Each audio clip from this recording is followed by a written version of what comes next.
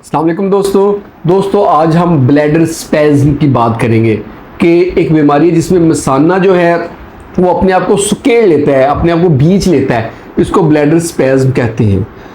Usually bladder spasm जो है वो टेंशन एंजाइटी की वजह से होता है, या जो ब्लैडर इरिटेंट्स हम ले रहे होते हैं, जैसे हम चाय कॉफ़ी वगैरह लेते हैं या फिर कोई ऐसी चीज़ें पीने वाली लेते हैं जिससे ब्लैडर में जाके इरिटेशन होती है, उसकी वजह से ये प्रॉब्लम क्रिएट होता है, उससे ब्लैडर स्पैज़म हो सकता है। और इसके अलावा ये ब्लैडर स्पैज़म जो है इन्फेक्शन की वजह से भी हो सकता है। ब्लैडर स्पैज़म में होता ये है कि पेशेंट को यकदम एक अर्ज होती है, पेशेंट कहता है कि मुझे यूरिन आया है, और उसके मसाना जो है अपने को भींचता है और उसको दर्द होती है। जब वो पेशाब करने लगता है तब भी उसको दर्द होती है, जलन नहीं होती, यानी कि जलन की फीलिंग होती है, दर्द वाली फीलिंग होती है, और पेशाब भी उसको बार बार आ रहा होता है। इसको हम ब्लैडर स्पैज़म कहते हैं।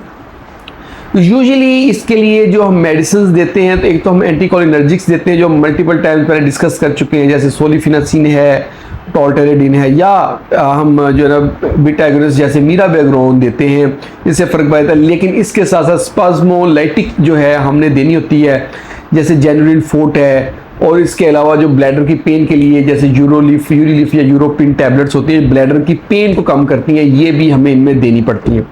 इन मेडिसिन से देने से इम्प्रूवमेंट आती है और जो है ब्लैडर का स्पैज़म बेहतर होता है। फिर हमने वो सोर्स ख़त्म करना होता है जिसकी वजह से स्पैज़म हो रहा है, जैसे ब्लैडर इरिटेंट जो है वो देने बंद करने होते हैं, चाय कॉफ़ी का इस्तेमाल कम करना होता है, टेंशन एंजाइटी स्ट्रेस कम करना होता है, ओवर थिंकिंग को कम करना होता है। ये सब चीज़ें करें तो ब्लैडर स्पैज़म में इम्प्रूवमेंट आ जाती है। ये मेडिसिन थोड़ा सा लंबा अरसा लेनी होती है, कुछ लोगों में महीना या 2 महीने तक भी हम देते हैं। दोस्तों ये थी आज की हमारी वीडियो ब्लैडर स्पैज़म के ऊपर। होप आप लोगों को वीडियो पसंद आई होगी। अगर वीडियो पसंद है तो उसको लाइक कर दें और इसको शेयर करें अपने दोस्तों के साथ, और हमारे चैनल को जल्दी से सब्सक्राइब कर दें ताकि आपको हेल्थ से रिलेटेड अच्छी अच्छी वीडियोज़ मिलती रहें। बहुत बहुत शुक्रिया।